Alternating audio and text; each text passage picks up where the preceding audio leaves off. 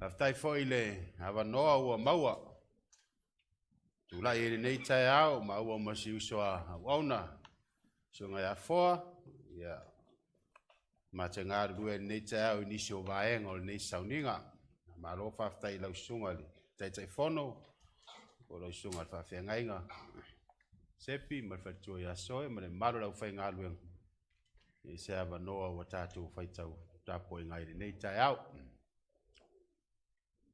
Matou malanga mai o matou fa moi moi o matou tanga polo ele toe pose li lo na fufuang ya te wa tau nu mai ya e mau foi ma vanoa tatu te mafutai ya ela I sauninga ya o lo ma fau fau atoa na usauma na o le tanga polo Ke le ma fau fau te sau safari sa na tanga polo ale me anu sa wai. Ya. Awa afale tonu lo le matou au le lo po ia tu wa ia me nei. Ya fa ftai le tu mo le no. Ia le li. Ma foi na va no e ma futai ma la uso ni sila nei. Ia talonga ia stasio ferosipi ese le mata ngofie. Tasi nei o ta longa sa taula mua I le sunga la apostolo ia William e fa mau popo ma to Samoa pa pena foi la uso ni sile nei ma stadi ia ole fianga telo le loto ma le ma fau ia waru William o fa manuia mai ia chau longa nei ia me foi la na ava ia lo tino le malai ia pi fa fainga tai la uso va de ia le tua matu mai la fa wau le miti William faini talonga tu fatasi ai le akape Samoa manisila ma stadia ia lewa fai langi le folaunga le tatu tama ia le lavo fatau nu lona mana onga sai ai faftai foi la uso nei le tau ngofie malai e le fai ngofie foi tapenanga I tulanga o tau sing ia e mamau foi au tau ta foi pensin ia ewa fatino lava ono le manatu alofa le matu wo mai ia mal fatau nu ino ni fa moi moi Aftai foi tatu e kalisia ia malole on sai wa le lava e tapu wa tasi mai nei fuanga le akape ia fa malo la utonga luenga aftai o si fiele li lo to lango te le foi tupe fa alu nei me ma to va ia e le to tango fienu sila ia fa aftai lo to loto ile tua ia wa mana ia matalia ina malanga mai o alfa mo le akape Ole la unga le suafa malu le tuol tama lo maleanga pa ia. Tu se fenga tuai Kenese mua fa upu mua ma le lua. Tu se fenga fo Faaaliga lufu lua fa upu suma fitu. Tu se lua ole a mawai fe au mai le tua mo tato umalawa. Tu se fenga tuai Kenese mua ma le lua. Tu se fenga fo Faaaliga lufu lua fa upu suma fitu. Ya fa fonga fe tawino le fionga le tua fa tau. Fai le tua le langi ma le langi la matanga. Sa so ona numi le langi ma ua ngau. Sa ufitia foi le moana le podiuri. Na fe ngau yo ya foi le nganga o le tua fonga tai. Ole tu se fenga fo Faaaliga lua fa upu suma fitu fa tau. Ua feta lai mai le nganga ma le fato anu futane. Ina sa wia. Ina fa ya fo ia I ole faalongo. Ina sa wia. Ole fia inu. Ina sa wia. A toa male manao iai. Ina ave fua ia le vai ole ola. Te fai tau tasi ale tusi na Faaaliga. Fai tau ma e mafau lo loto iai le upu ale tua. Fai tau. Ua feta lai mai le nganga ma le fato anu futane. Ina sa wia. Ina fa ya fo ia ole faalongo. Ina sa wia. Ole fia inu. Ina sa wia. A toa male manao iai. Ina ave fua ia le vai ole ola. Amen. O fai upu na su fitu o tuse Faaaliga o maua ile matua o le nei tai au. Fa autu la fe au e fa pea. O lo nga lue le nganga pa ia. e tā pena le kalesia mo le tamai mamoi. The Holy Spirit is working to prepare the church for the Lamb. E tatala le tusia Kenese o manumi le lalolangi. Ngao pongi sa. A tasi lava le o loo ngai oi fai mai a o loo ngai oi le nganga o le tua i le whangatai. The Spirit of God is hovering over the surface of the earth. E ui lava la i le whamatalanga tu stala pe ona iei whamamonga tu se Kenese e tolu mea o loo iei le lalolangi le nawai tau le lalolangi tuai manumi ngao pongsa.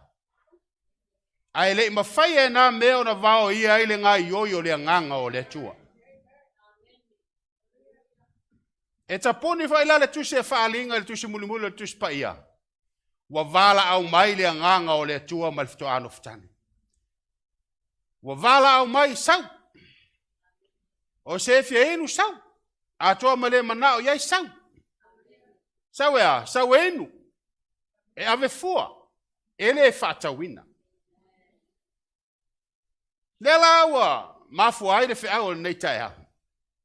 O loo tā pena ele nganga pa ia. Le e kalesia mo le tamai mamoe.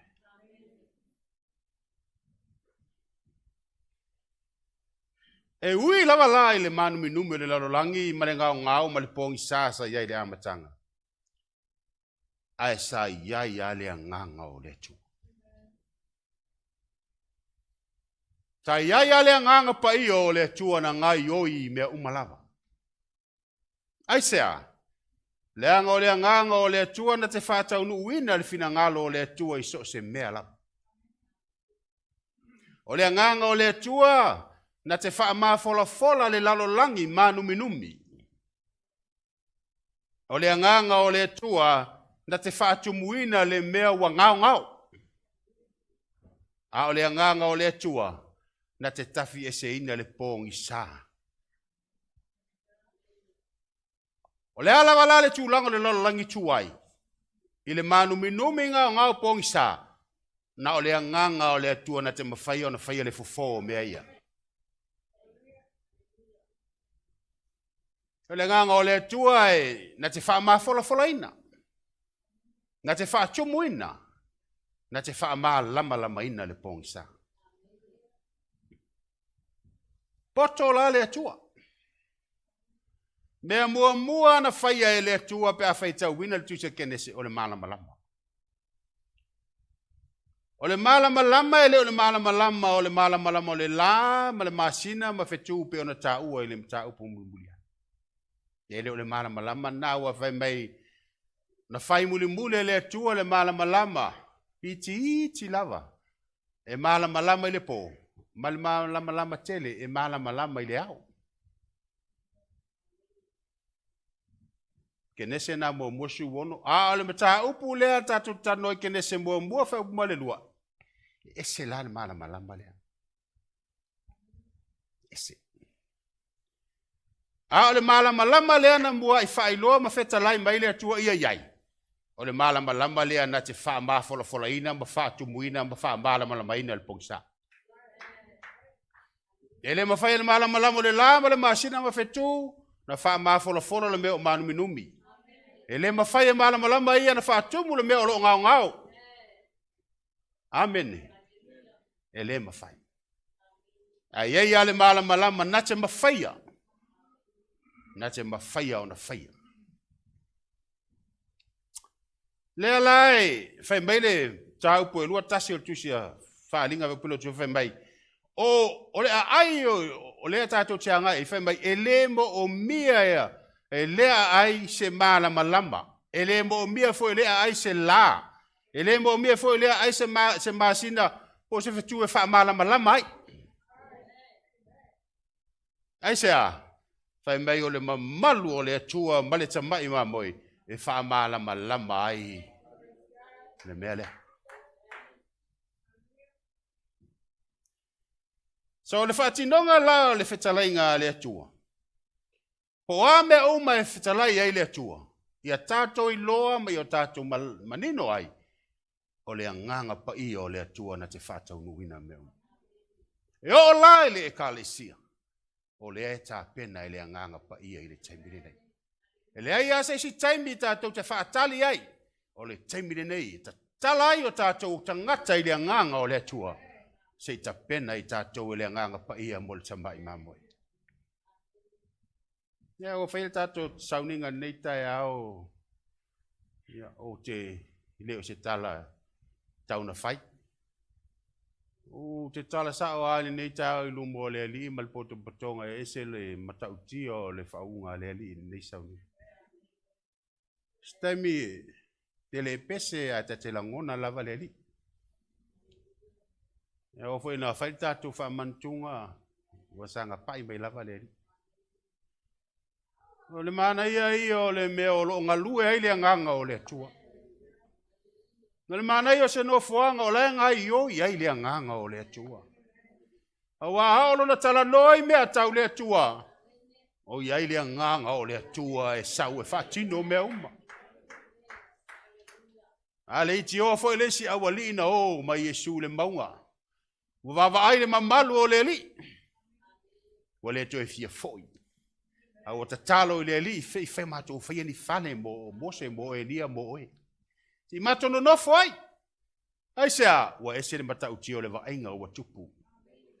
O la to wawa ai le mamalu o le atua. E fa penale la ngona. Ata fia ia le meo lo ngai yo ia le nganga o le atua. Ta te le to e fia foi lava. Ta te le to e fia foi. O fa atu ia sepi vai son te nei ile aso uma talo sepi. Pai se fa mantunga le fia. E to fia 5, to fia lotu mai foi nei. Ah. E pena on nai tala fa e pe fa tala sua fa mali. A le langona muniana le na tupu tau nei atia. Ile pai mai o le ali. Ni alo I mata ngai achievements ana I fanau. Tautia le anga le o le atu. And this is a good sign for us to challenge ourselves when we see these achievements. Tātou ilo ela ia, o mea umane whai le nganga o le atu. I reise le nganga o le atu le standard, le poto ma le atamai. Ka whai tātou te ona ina au nā le atua musta. Le ala ana mo le mau nei tai au, no sau nisi vai taimi o la unga foi nei, il whale tuai. Au whaatasi nei marisunga ia malaki ele ia ngai I whaile. Sa whaai loa I foi le, recognize I foi na award. E ale bachelor I na foi whai tau. A lewa o to e saune nei asa. Wa le to atasi, au to ateli. Wa to ateli. Nā la leo te whai atua, o se whaafitai le atua. O lo I ai le nganga o le atua I tono le kalesia. O te le se ruatu, umoni au pu e whai atu. I le wheni upe pelo I tono le maota o le atua pani upe tau whase, o upu mboni lava. Tau tala atua I le mamalu o le atua. Pa malo I au tau malava o e na whaia ina tau mwhai ni tau sanga. Congratulations to all of you. Mia le atua, ia sanga whaawau wai pēr. Sanga whaawau wai pēr. O sa voi New Zealand. Ah. O ese la usaunga le usau wai ni. Se o ta fia no foi New Zealand.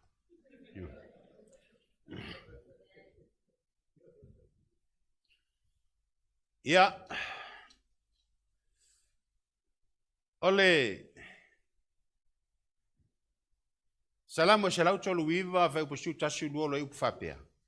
A whai o te whapea tu o ufitia o le pōngsa.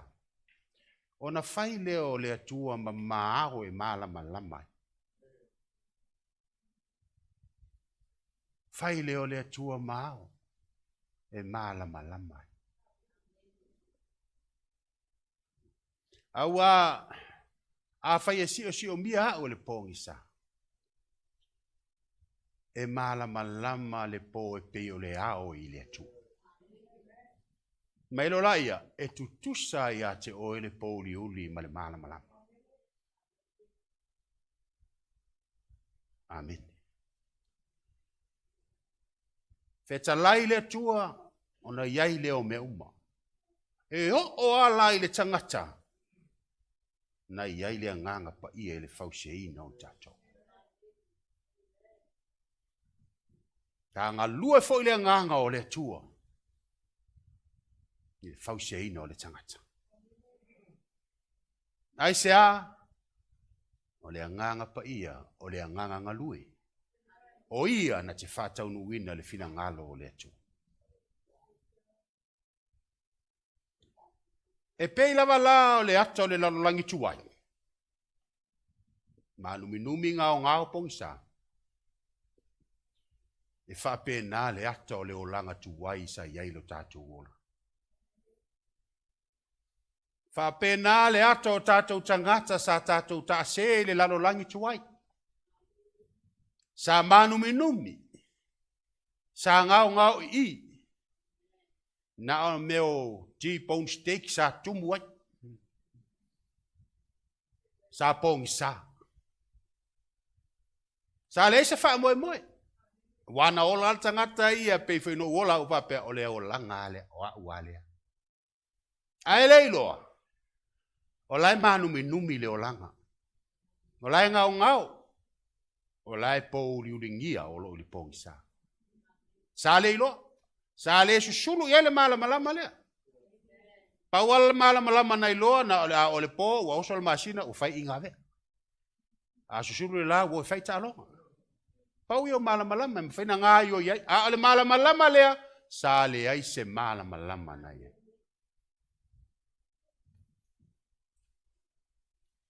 A le tio le fai salamo o whapea mai. Salamo 5 tasi ma fai upo 5 mai. Na wha nau hau malea mio leanga.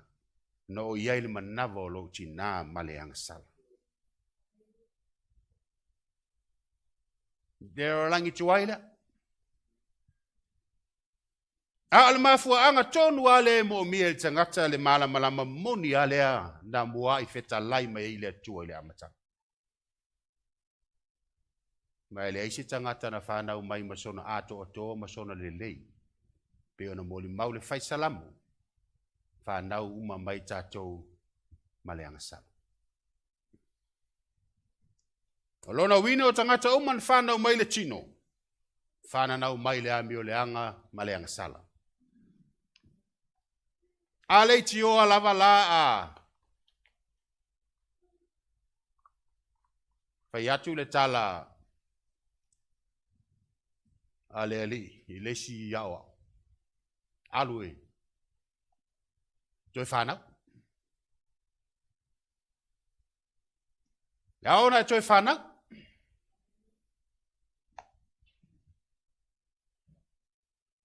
Aisea. Leanga ese ale lalo langi tuai e te tau ona toi whafawina.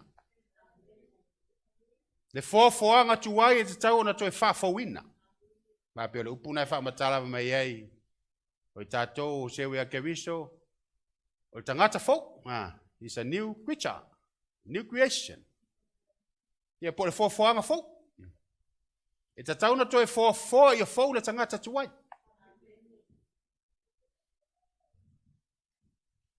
Nea lana lo watu iniko temu. Ai aru tonu ai le malama lea na feta lai mai le atua le amatanga. Aru tonu ai le malama lea le mo o mia e niko temu. Aisea. Paua leo le malama na te wha malama ina le pongi sao le lalolangi le ola ile awa ole. Paua leo le malama se wha tumu ele ngao le awa olea. Paua leo le malama se wha mafola ele manumi o le awa olea. Oi. O Yesu. O Yesu. Whaimele maua Ioane. Na o sau o te mori mau lea lava malama. Ina ia tali tonu tangata uma ia teia. O ia o le malama moni lava. E wha malama ina tangata o le lalolangi. Sa iai o ia le lalolangi. Na ia whaia le lalolangi. Pe tai e le i loa o ia e le lalolangi. Pe ina le i loa e niko temo. E na ua whatalai ai le li, e au na e tue whanau. So a malama leo niko temo. E iei le malama na te leo iloa. E au na wha malama ina ilo na holanga. Tos tangata lava la. Na te le italiaina le malama le o Yesu Keriso.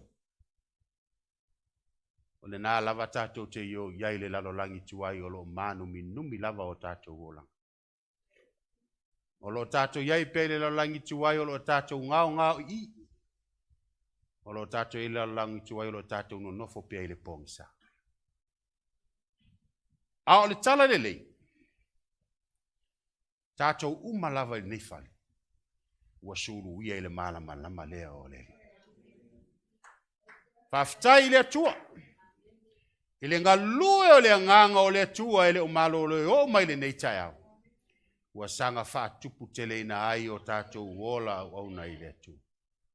Ua leo to iai se manu minumi ai se a ua a uli e le nganga o le atua malana whaunga. Le ngao sa au noa ma ke riso leo o whatunguina ino ua iai ke riso i o tātou wolanga. Le pongi sa ua tafi ese ina i le malama lama o le tala le lei o le tātou oli. Hawe sau patpati a Yesu.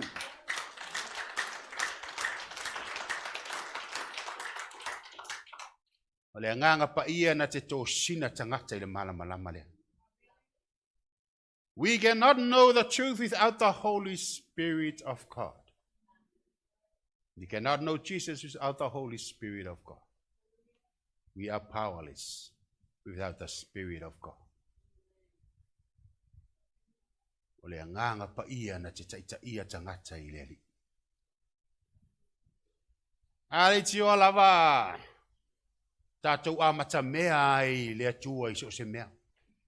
Wai eisi lotu wala tau le Halleluiah ma la tau Fuaolealofa le nganga o le atua. Wai eisi lotu wala tau le welcoming le nganga pa ia. E whawhetai o lo ngā ioi pe le nganga o le atua. We honor his presence. And we respect his presence. And we acknowledge him. E o whela nei tai hau.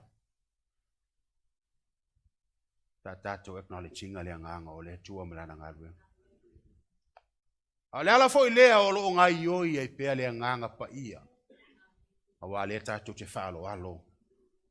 Ma tātou whaamua ia te ia i meo. I oi mātou tā ngā polo. I mātou te mua lava tū. Mea umama whai loa le nganga o le tua. Ma fwoi nāe mo i ai. E te le tapol ma tripo. Ala e toa file mua ano le nganga o le li. A wale ailo le nganga o le tua li nei meo tanga polo.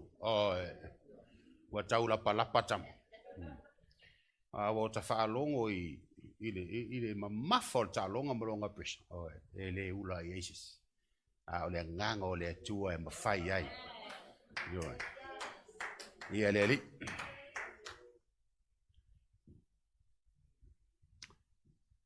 Le la wa feta lai mai le nganga o le atua ma le Fuaolealofa tane. Fai mai. Sau. A toa ma le whaalongo sau. Ai sea. Le anga le mana o le nganga pa ia te latu se i tā pena tātou. Whaatanga o ia sau i tā pena i tātou tangata ina i o tātou tutupu pea i whina ngalo o le atua. E tā pena e tātou se e ka le sia e le pōnā e le manu minumi. E le aise ila ua ato atoa ma whapa i eina. Sau einu, sau e vatu le vai e ave fua. O la e tū mai le nganga o le tua, e whai mai le moli mau le tusi a Faaaliga. O lo tū foi ma le Fuaolealofa tane. A oi le Fuaolealofa tane, o le e ka le sia Yesu Keriso. O e ua wha malama ina le malama o Keriso. Le alfe au lo tau au mai. O le nganga o le tua na te momolia i tā ua i luma o le nofoali i o le tua. A mata le nganga pa ia e whau wau lava se o aina taore. A ai lea e le toi mo mia ai se malama o le la. Le ngā ruenga whau wau a le nganga o le tua. E mo mia le tā penanga le ia mama pea o tātou tangata. Whapa ia pea. I tātou mo le tamai mamoe.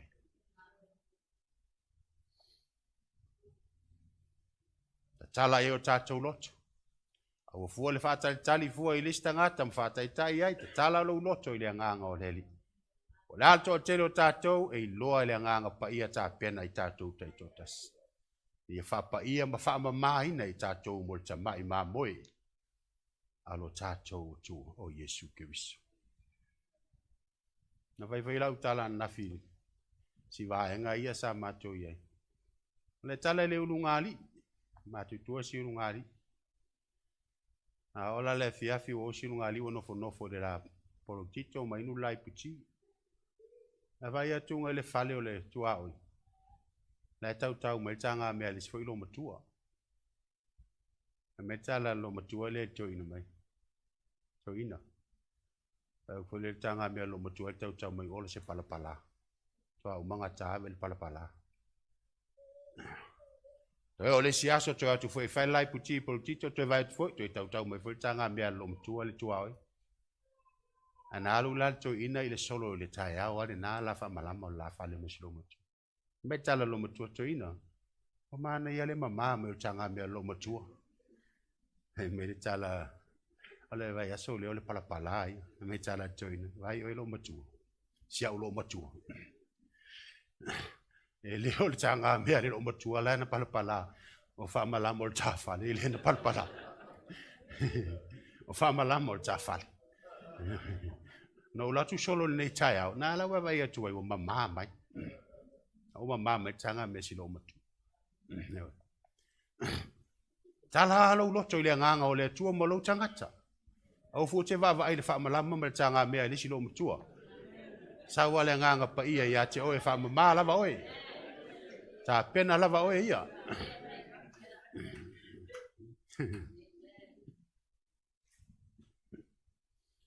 e ngā lue le nganga o le tua. Nona ia lofa le nganga o le tua le kalesia al tamai mamu. Pa masani iai, whau iai. Tātou umalava, pei fo yoa. Olo tau ma whai pea le o langa e. Pa masani le nganga o le tua. Ona olo tātou i le taimi olo tā pena mga lue mai le nganga pa ia. O mea watu tupu le lalo langi. Fai nā mawa onga e whaia e ai lunga i tātou. Tuu o tātou tangata se ngā lue maile nganga pa i o le tua. The Holy Spirit is fashioning the church. He is shaping the church. O ia na te whaaleleia, o ia na te mamanu, o ia na te teu teu. Ai ai le anga sala, le anga pa ia na te whaai loa ma wha manatu. Ai sea, ia tātou o ese mai ai. O ale ai le anga o le atua, e ola wha sala mausau tātou. Tātou te leilo le tua oi o le lei ma le leanga. Ai ai le anga o le atua na te whaai loa ma wha manatu. O ina tātou te o ese mai ai. Mai le leanga. Le alfa moe, ina ia tū lai mai le ekalesia le tamai ma moe. O se ekalesia e le toe i la. E le toe manu minumi. E le toe ngau i. E le toe pongi sa. A se ekalesia wa uma ona wha uina.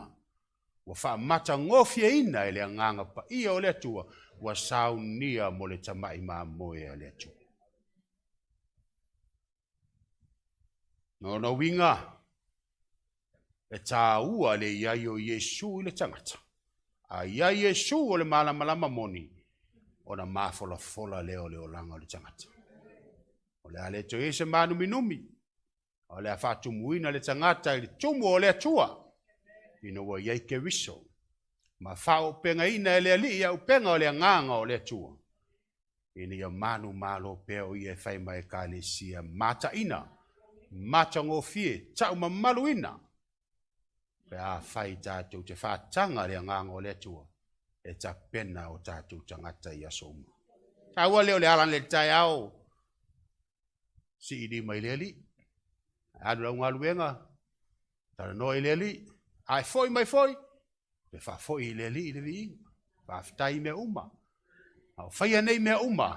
Ala e ngā ioi le nganga o le tua. E whaatonu wholau i o tātou o langa. Ia aua lava nei maua se avanoa. I sasi e ia tātou whaiunga. Sa iai le nganga pa ia tape nanga o le whaolatanga. Na iai le taimi whaelele o sto ino mose. Le ele ato kome lea na la langa e whaatawhea i le vai. Le ata o le nganga o le atua. Searches all things. Le nganga o le atua na te mamanu ina oe na ia e saoloto ma e saunga le muma e ola lele. O awha inga tā leo langa alua o ma le nganga o le atua e alofangia oe tangata. Le nganga o le atua e ngalue mai. Pea la nganga o le akokome suluatu suluane suluane. E ho o le su e le nganga o le atua e so se mea o le o langa o le tangata. Ina ia ato atoa lei oe ia whaima e kalesia e mtua mamalu mamata ina e le silasila le tamai mamo. Sa iei fo le whaingo le vaa o noa. Lalo le pito i lalo le foundation. Le ata nao le atua. Whawai. Lo ngata tonu o le whaitotoa. O le ata nao Yesu Keriso. Tasi ale whaitotoa o le vaa. That's the gateway. A o lunga. Sa iei wha malama e tas. Le ata o le anganga o le atua. It speaks of illumination. Le asa wha lele le lupe. E sa ili po ua ale vai. Sa iei le anganga o le atua. O le vaa. Na tā pena e le atua i ola i nā tupulanga i nā vaita.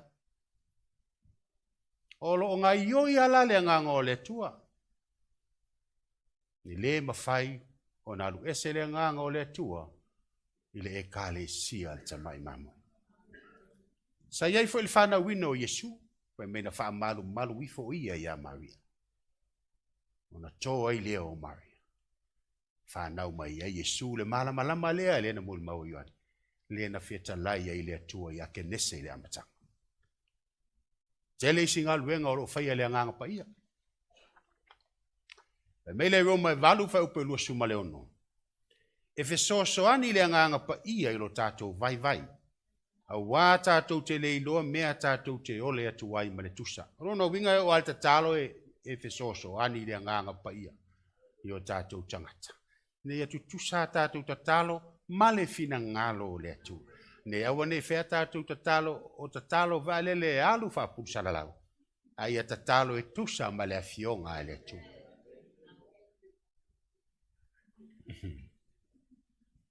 E fe soani le nganga pai. And even our prayers, He will help us in our weaknesses when we pray. A tanga le nganga pai he te lua tatalo. Na vaila ia o na saule nganga o le atua. E alua uma upo le ngangana i te tauta. Uma upa Samoa, uma upa Britania, uma upu Faasaina, uma upo le ale ngangana. E alua uma, ai angalue le nganga o le atua. E sauma le ngangana le nā e tingu. E tatalo ai.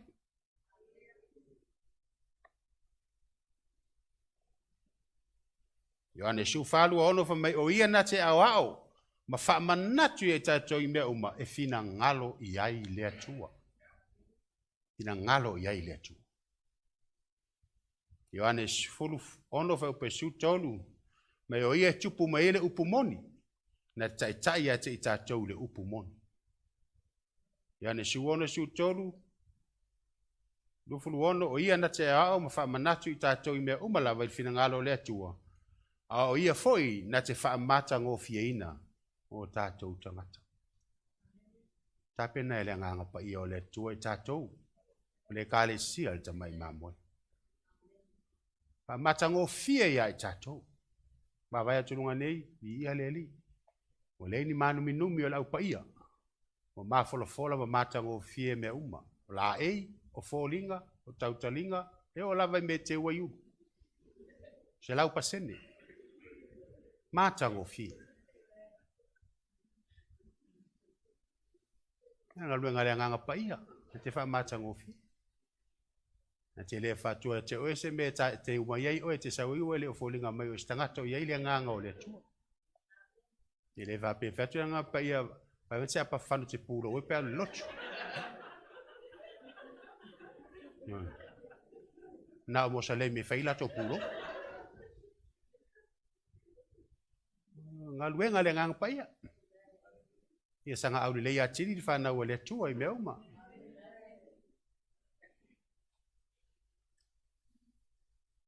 Pe mele mo le maua ayopu. O le nganga o le atua na ia wha mata ngō fia ina le langi.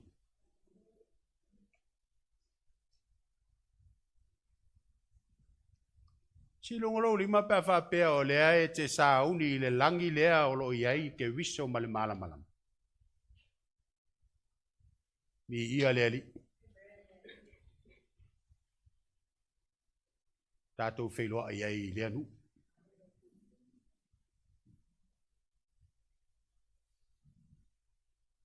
A wha pea e, o mai le wala awa le ali, sesi ai le alu I le anu.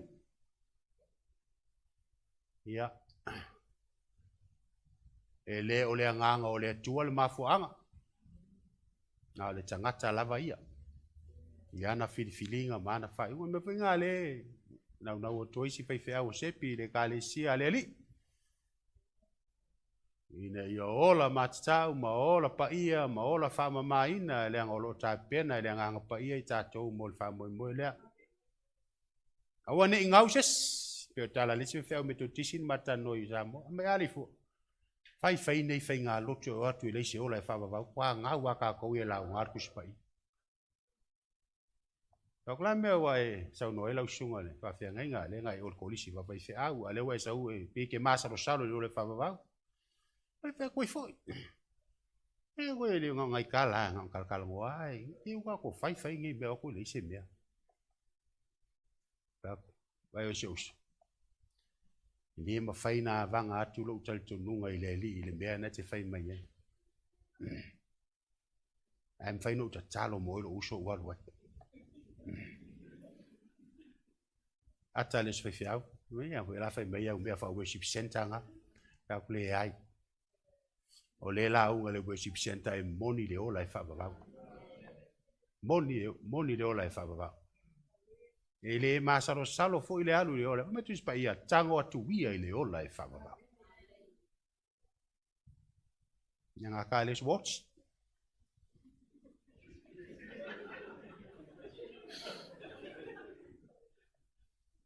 A whaila e le oaru. O mafua I a teia marona whatamala. E papea le ola le wa le pe mai le lope ai. A faila le o alu sai fiau. Ia. O lunga la volona fata mala. A faina sala bom fato e sela natal. Fata di mai se o atu pe mo o la ia. Mai o ata noi mene o le malo le tua ma le fa vau. Ile se tala fa ngongo va lele. Yo le tala e moni ma fa maoni me foi nai ngalu lue ma le fa maoni le tua ma la ngalu tau via me uma ele ali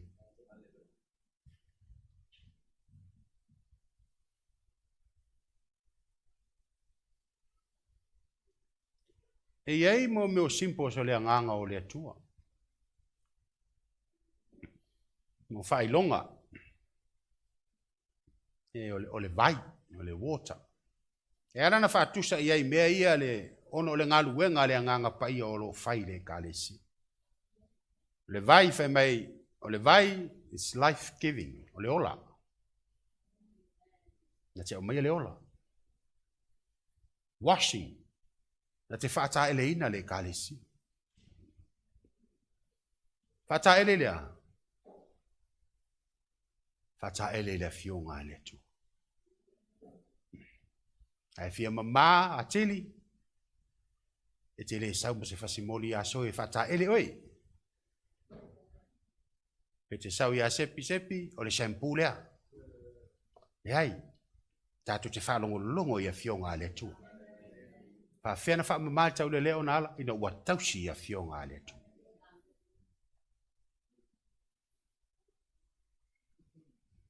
Ngaluenga le vai, cleansing, whaamama. Ngaluenga le vai, satisfying, whaamalie. Whaamalie ina le tangata. Fe mai le yoane fitu whau pe tonu watu, me e tafe mai o vai tafe mai to tonu ia te ia, o vai yola lapa. Alo ta noi le nganga o le tu. Whiala iai, o lewa i to tonu ia te oele e kale sia le tamai mama. Tano e uro fatafata nganga pa ia whaafitai o le te ia te ama. Nei nganga pa ia o te amana ia lau ngā ruenga o lo whaia mua. O lo e whaata elea, o lo e whamama, o lo e whamalia. O lo e au maia le ola ia te. Tātatou te o matatou. Te o matatou. Me salamu e fitu lua whai upo i ono wha me e aru ifo o ia e pei o le ua. E le mutia ua sele seleina. E pei o le timunga e susu ai le ele ele. O le mutia ua sele seleina. O le mutia ua tā pena mo le ali. O le nganga o le atua e pa u ia e pei o le timu. Le aso le sele selenga ua saunia mo le tamai mama. O le isi simpo le nganga pa i o le afi. O le alme fai le afi. Burn. Sunuina se fa le tonu o le tangata. Purify. Te fa mamaina. Empower. Na te fa malosi au ina le tangata. E mai le matai o tonu siutasi o ia na te papatiso ia te o tolu le nganga pa ia ma le afi. Wai lofo e la tau per maul tusi a ngā ruenga. O lau fai vai peise i o le afi wa nofo i o lātou lunga. Ngā ruenga le nganga pa ia. E wha tusa i le afi. Nā te wha au penga ina mwha marusi au wina le ka le sia le tamai mamoe. No ye ana mea lofa. Ina e rifai ai le ka le sia mai a wha tupu ai mai ati na ai le ola wha le nganga. Ia sanga fia le ka le sia i le li. Fatusa le matangi. E ana matangi. E invisible. E le iloa le meangi mai ai. E whapena le anganga o le tu. E angi le matangi le me loto iai. Te whaalongo iai. Ai te le iloa le me sawa. E ilo na si ufofonga. E ilo na leo. Tai tato whaalongo longo iai. Tai iai tato le ala lo tato iai. We listen to his leading and lead us on our way. The Spirit of God. He's the great leader. Nem feintato si se ai leala. Fatu sai le sau, dew. Nal me fe le sau, refreshing. It comes in the stillness of the night. Sau peo le sau. Vave ao te whaalongo atu o talatala noa mai lea nganga o le atua. O le taimi te mafuta atua i le. E pai mai whapena. E ona e lea tunu le mānei o le tau i ia le li. Nei taimi o le tau sanga i New Zealand. Mo ia e maruru le titi a lau mānei al whaalongo. A wale mea ia al whautuanga mai na ia inga. Fai fa le lei o lava lava. Au e te wa se tia ile mawhanawhana e sao le lei, ta lia fautuanga. Tasina nga ruenga le nganga pa ia. Ai loa mai fautuanga le lei. Ia mal pui puia. Ni tangata. E wale ola whamalo lo. Wai tue tinga ina i tangata nei ave whalmai. To yalo fero tu pe tangata i nei wai le citizen i New Zealand. Tau ngata fo mai. Hane nganga o le atu e fiso soni mai. Tai mai tātou i me tau na whai.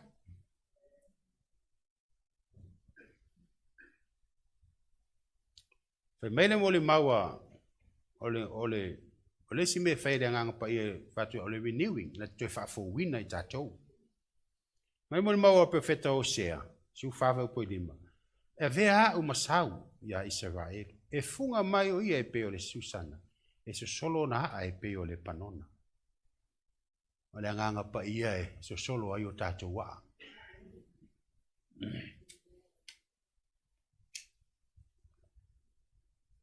A o lana so solo o tātou waa. O le maalosi fui na o le tupu wa o le la. A o le sau leo le anganga o le atua na te au mai le malu e wha tupu ai le maalosi.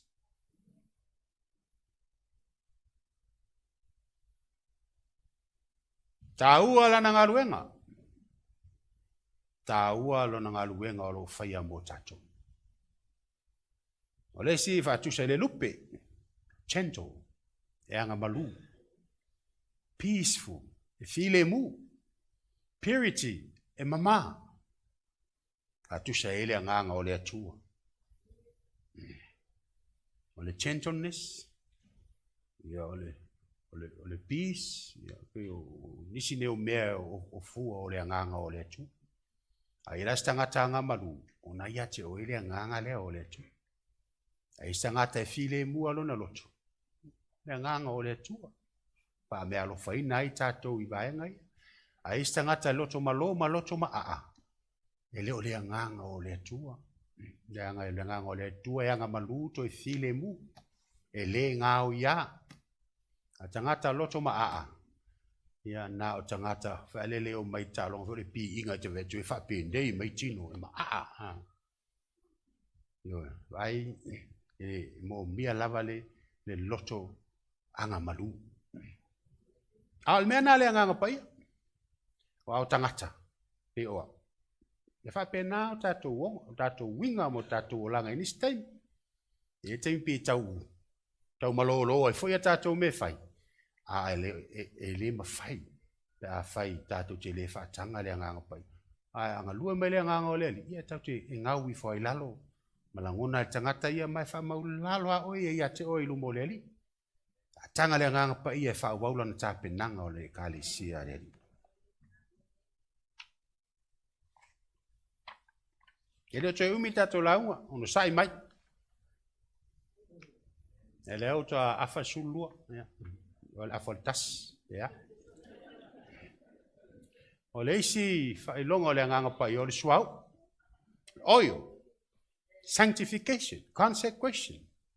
Whapai ai nai tātou, ofo nai tātou, mo I dedicate ele o langa o tangata mo le li.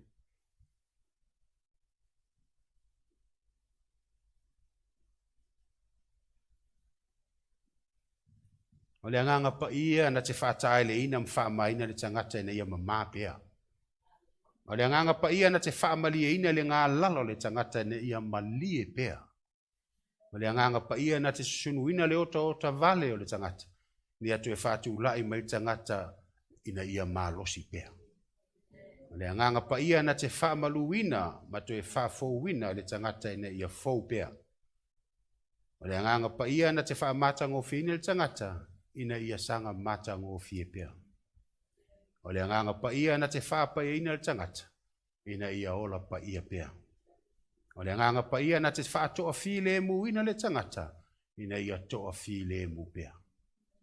O le anganga pa ia na te whaamalolo ina le tangata ina ia tu mau pea le whaamalolonga. O le anganga pa ia na te tu ina le whaamaoni le loto le tangata ina ia whaamaoni pea ilo na ngaruenga mo le ali. O le anganga pa ia na te whaauina le tangata ina ia mawhai pea o na ia i le whau unga le atua.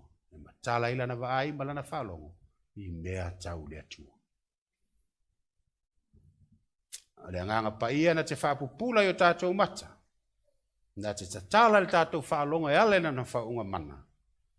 Tātou te tutupu ai lau ola ola I to tonu o loto a o le atua. Au noa maia e le mawhai o na atangia mai le e Kalesia alo tātou ori o se e Kalesia e le aise pona, le aise ila ma se mani. Ai le anganga pa ia ma whaatanga o ia tā pena le Kalesia le tamai mamoi o na atangia mai lalea se e Kalesia e leila ma le pona I luma o le ali. Lapata inga, warning. Fai mai le lapta inga mua mua. Aua, tātou te i le nganga pa ia o le atua. Do not resist the Spirit of God. E mea ngā ruenga e fitu whau pe lima tas, o tau o e maa. Maa ua ma le pe wito me ina loto matalinga o tau te atu pea i le nganga pa ia pe o tau tama. Aua tātou te i le nganga o le atua. Mai le tala se fatua ia la vina ina ula usau vili atu. Fua, pa longo la e malanga le tatu, malanga le a kape. Atu. Ia. Le la sau ni o. Mai ia. Ia manuia le whainga malanga. Ia wo vili atu. Aftai ai, ia te olua ma le whanau, ma se uto olua i tau singa nei tau sanga ua whaea. Ala ngala e alu te whaere kirisimasi. I te ule se teimu te whawhatai atu ai. Ai tau tua ngā mā oe fua, ia tātou ta tālo mālosi mo le kālesia. Aua nei te ena le kālesia le nganga o le tu. Puna alfa le tuan whai mai atia. Tālo mālosi. Ia aua nei te ena le kālesia le nganga o le tu. Patu le lei whawhatai. Ala uara. Manuia le tapo inga mal whaamuri. Te o foi mai ano wafe mai lea. Ia watu. Ia. Manuia mai lea se whali tua i tālonga. Ma lofa mai statu auso i New Zealand nei. Ma lau whai ngā luenga. Ia leo mamoli ato lofa anga le whali tua. Lau sunga sepi. Ia me se foi pai o le kālesia. Ma lau whai ngā luenga umai i New Zealand nei. Ka o atua ine. Lofa anga mai se whali tua e la vina. Lona lua, lapta inga, grieving, aua tātou te whāti ngā i rea nganga o letu. E le wheso e whāwha upe tōru sifuru, aua tau te whāti ngā i rea nganga pa i o letua. Ua wha mau whaironga i nai o tau, le aso na tongi o lai nai o tau. Aua tātou te whāti ngā. A sauro le nganga pa i e nofo e tātou mta pena i tātou, usi tai ia i lana taitai. Si tai ia te ia i mea uma. O lo ngā lue mai lea nganga o letu. Aua tātou te whāti ngā ia te. Mea rona tōru, lapta inga longa tōru. Line. Aua tātou te pepelo i lea nganga o letu. Marue ngai lima whau pe tōru, whai atu pe teu anani ai, se ale mea u whātu mo e sa tani lau loto e te pepelo i lea nganga pa ia. Ma tā ofia isi tupe o le tau o le whanu. Apta inga mo le kālesia le li, kālesia ta mai mamoi. Le ale mea ua e ofo mo le atua, ave uma mo le li. Ave uma mo le li. A whai o le ase mea ua ofo ilo tau tua i le atua, mra ua unanga i le li, pa ua ofo se whanau mo le li, ave mo le li. Ave mo le li. Aua tātou te pepelongia, le nganga o le atua. Lapta inga longa wha, quenching. Aua tātou te tineia lea nganga o letu. Mo te sarone lima whai upe suiva. Aua tātou te tineia lea nganga pa ia o letu. Lapta inga longa lima, blaspheming. Aua tātou te upu valem ma whai lea nganga pa ia o letu. Ao na ngalue le nganga o le tua i luma nei ma totono le kālesia i le ngalue me le nganga o le li. Yo tātou whai te ete. Aua tātou te whai ngā luenga le nganga pa i o le tua. Tātou talas tangata le ngana ese pe whasa oroto tangata i se mai pe. Whasa oroto tangata me ngā luenga le li o le lalolangi. Ia tātou si itia Yesu ke wiso mawe tātou whaawi. E i le li. Aua tātou te whai pe tātou te whaamasino ina. Le ngā luenga le nganga pa i o le tu. Oro ngā lue le nganga o le tu. A ona pa ule whaunga ma ngā lue me le nganga o le tua. I le aisi a nganga le anga na te mawhaia o na toi oso whai mai. Tapta inga lona ono, tempting. Aua tātou te tofo i le nganga o le tu. Tai sulua whaupe totasi. Mai o anga sala mai whaamanga loina. A o se whai ma upu vale le nganga pa ia. Oi, aua tātou te tofo i le nganga pa ia. Ona fa atu ile o pe tewi ia te ia se ale mea waloto ngā tastasi ai tofutofo ile nganga pa ia o le li fauta o lo tutu mai le faita toa i lātou e na tanu i lautani i lātou te ave fo ia te o i fafu ala i sinu ali ina o na niem sa pai tofutofo ile nganga o le tua pe pelo ile nganga o le tua e le o faita wina le fionga le li le unga o le tangata tofutofo ile nganga o le li Tele mano no inga luenga o lo fai le nganga pa ia. Mo le tape na hino le kalesia. Mo le maftanga ma le feilo inga ma le tamai mamoi. O ia le kalesia. O e mau. I tato uma o e watalia Yesu le malama moni lea. O fai o ia mali ma faola i o tato wolanga. E ui lava lau tātou tale Yesu, a tātou te mo mia lea nganga pa ia e tā pena i tātou iasong. E na ia tuina atu i tātou tamai mamoi o se e kalesia, e lepo na e leila aua pa ia mawalo faina e le atua. Nei tai ao le tātou potonga malainga o le atua. Tātou umalava, tātou te mo mia lea nganga pa ia o le atua, e tā pena i tātou mo le tamai mamoi. Wa no le nganga pa ia mo se tasi paware nei. Ta tala ia o tātou ola. Tala o tātou loto. O nanga lue le nganga o le tua. O lo tu mai le nganga pa ia ma fta no ftane o lo vala au mai. A ia se fia inu sau. Sau e ave fua. E le fa tawina. O fa moi le na. E ni atu ina atu ta mai mamoi. O le kale sie le se pona le se ila le se manu minu. Awa pa ia ma walo faina e le atua. Le atua, o mātou palongolongo ia ua fionga le nei taia. Ta tala atu o mātou loto i le nganga pa ia o lau fio.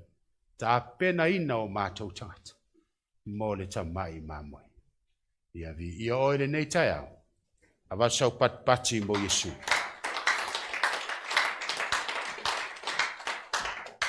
Ia. Atu natu le sunga ia sepi.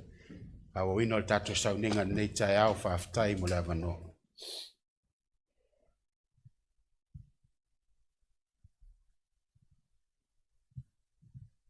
Ia tatu tula i mai nei tai au. Halleluiah Jesus. Halleluiah Lord. Tonu me ta ua lava na ta ua le whailaunga le tai au nei. O le lalo langi maanu minumi.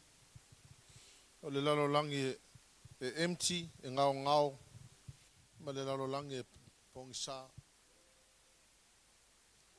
Le ulu ai teimi ana, ngai yoi eile nganga o le atua. Na wha mafolofola i le lalo langi maanu minumi.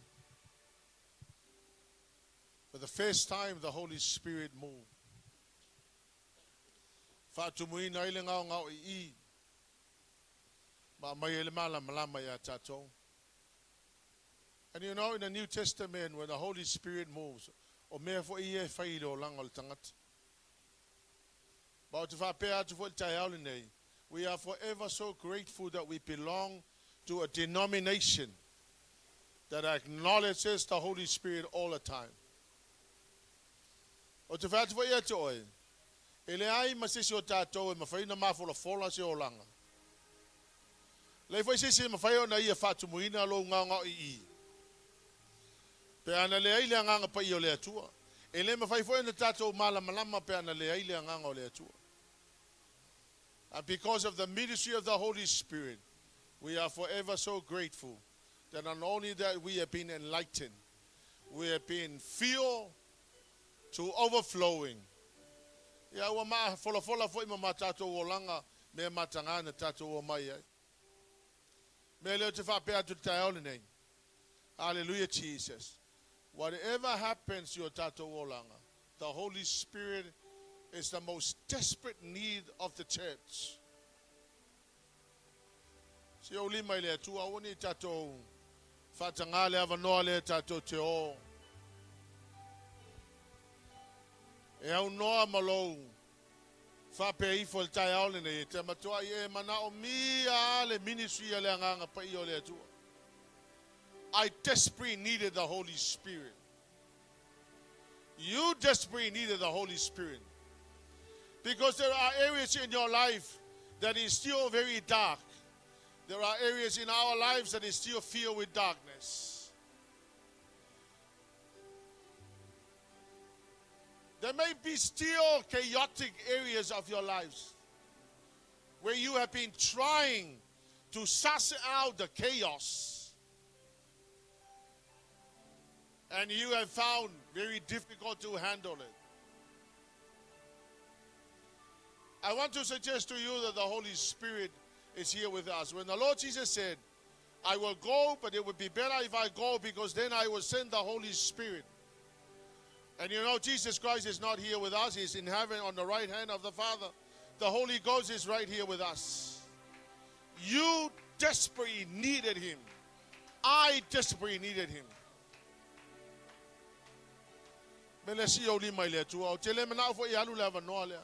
If you feel this morning that you need the Holy Spirit to sort out maybe the emptiness, the chaos, the things that you have been trying to suss out in your life, that up to this day, you're still trying to figure it out. Well, don't try to figure it out because the Holy Spirit can help you.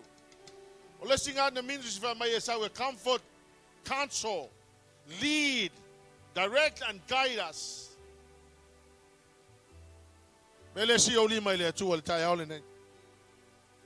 there's any area of your life that you think that you really need the help of the Holy Spirit,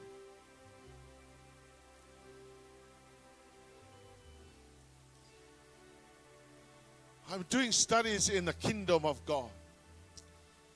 But you know the supernatural power of God. None of us can reach into the supernatural realm until we have the Holy Spirit. It is the Holy Spirit that transports us into the next realm, the realm of the Spirit, where the Holy Spirit operates. We are down here on earth. And until we reach out to the realm of the Holy Spirit, we cannot operate in the power of the Holy Spirit. I desperately needed Him. The desperate need of the church is the Holy Spirit.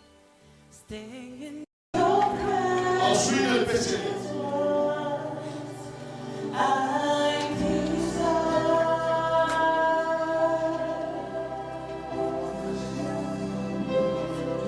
Beholding the beauty of your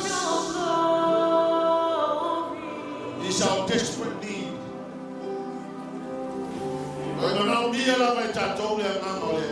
Feeling the tenderness Hallelujah, Jesus. of your love. Hallelujah, Jesus. Hallelujah. It's when I seek your face, Lord, I know it's your Sing hallelujah, Jesus. Stay in your presence is what I desire.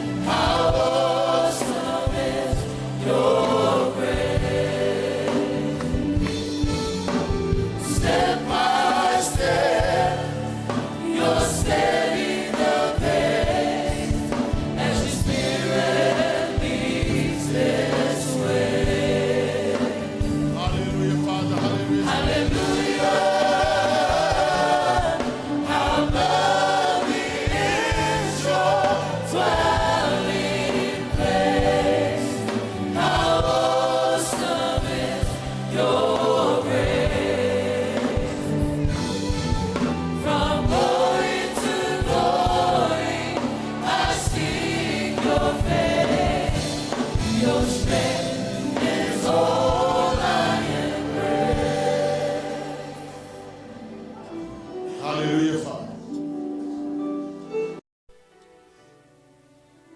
I stand here and I'm listening to what the Holy Spirit of God is saying. That there are many people who are struggling in areas of chaos in their own lives. That you have been trying to figure out some of the things. Ngai ke le mala malamai. Au le available le nganga pa I o le atua. Langa me na tutupu le fenga inga tuai sa so na nunumi le lalolangi ai ngai yoi le nganga o le atua. Sa pongi sa le lalolangi ai ngai yoi le nganga o le atua. Hallelujah, Jesus. Ai o mali fenga inga fo o la lava ngai yoi le nganga o le atua. Au le struck o atanga tai mea ia. Lift up your hands to the Lord and say, Lord, I surrender these things. Darkness areas of our lives. Ngai ke fiu e kang mafai fai e sa ngaluenga ke fiu kang mafai ave ese ke le mafai e ke le mafai until you allow the Holy Spirit of God to sort out the darkness areas of our lives. There are many people who are empty in their spirit. They feel so empty. They don't know how to fix the emptiness. Well, let me suggest to you that the Holy Spirit is here. He's right here. He's walking around amongst us. He's looking into your soul and into your spirit. And he's saying to you, why don't you hand over that emptiness so I can handle it for you? Hallelujah, Jesus. Hallelujah, Lord. And there are many people who they don't know where to go. They are filled with darkness. But you know, the Holy Spirit can enlighten you. He can show you where to go. He can direct you. He can guide you. Lift up your hands. Say, Holy Spirit, I need you. I'm here. Say, Holy Spirit, I'm here. I want to hand over these things to you. Chaotic areas of my lives. In places where I cannot decide. Some of you are so indecisive that you don't know what to decide. But can I suggest to you that the Holy Spirit will help you. He will show you what to do. He will give you the right decision. If you tap into Him.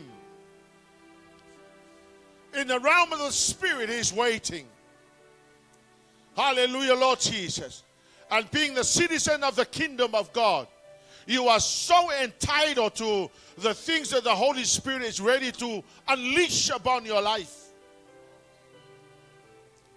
E ke entitled ya email le malo le atua. Wala me no numi o me pongisa. O lo ya ile nganga pa yo le atua. Ai le mafai na ngalue le nganga pa yo le atua pe ai le manao yai.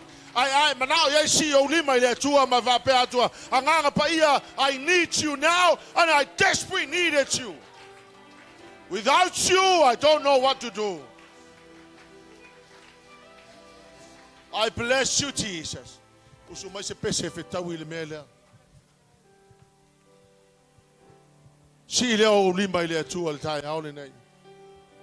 The Holy Spirit, I know that without you, we don't have a tomorrow. We don't know what to do tomorrow. And right now we declare our desperate need for you. We welcome you into this place. We acknowledge that you are here. We acknowledge our desperate dependence and our need for you, dear Holy Spirit.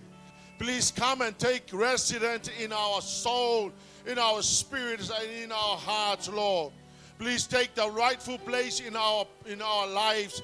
Take your rightful place, Father, as we surrender our souls and our bodies to you, Lord God, in the name of Jesus. I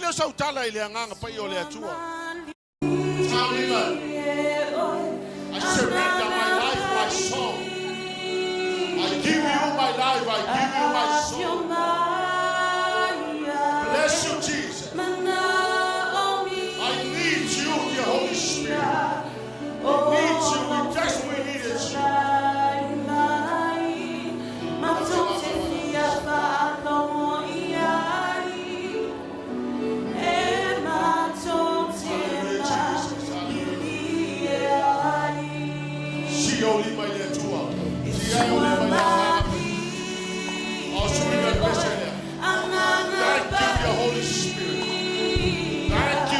Jesus. Have your mind. Blessed be the mighty name of Jesus.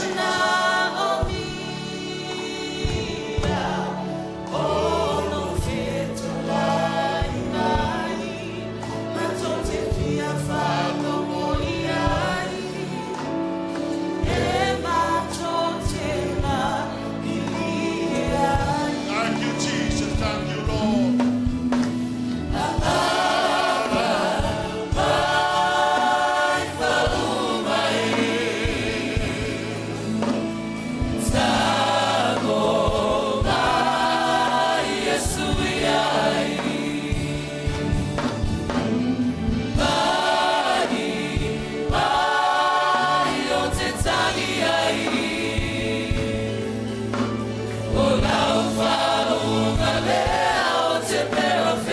Sing it again. Hallelujah.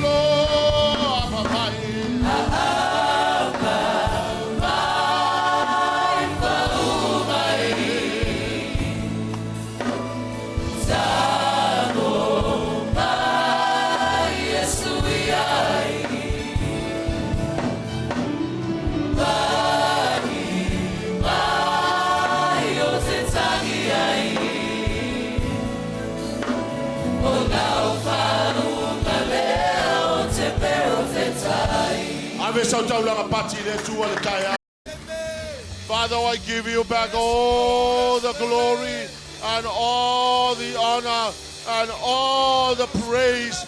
Favetai anga pa ia lo fa manatu mai, favetai lo fetalai le nei tai au, fa manatu pe ia imato, le tua anga pa ia ele mafai lava se tangata ona alu le aso tai au e unoa ma oe. Ele ai foi se kale sia e mafai ona survive without you. Dear Holy Spirit, I surrender this church to you. We need you. We desperately needed you. We thank you, dear Holy Spirit.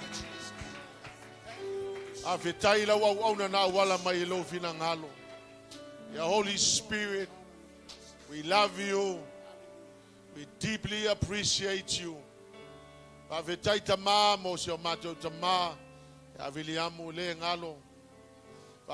lava ilona loto na oai matou ele ngaluenga lo wanga pa ia ele mafai ona ngalo. Father, we thank you, Lord. As long as we live, this church belongs to the Holy Spirit, and we acknowledge that you are the one who is leading the church. We thank you, dear Holy Spirit, that you are the leader of the church. Take your rightful leadership, Lord God. As we surrender all our lives to you, we bless you, Jesus. We thank you, Jesus.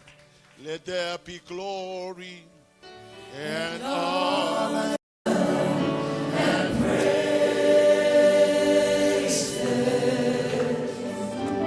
Glory and honor to Jesus.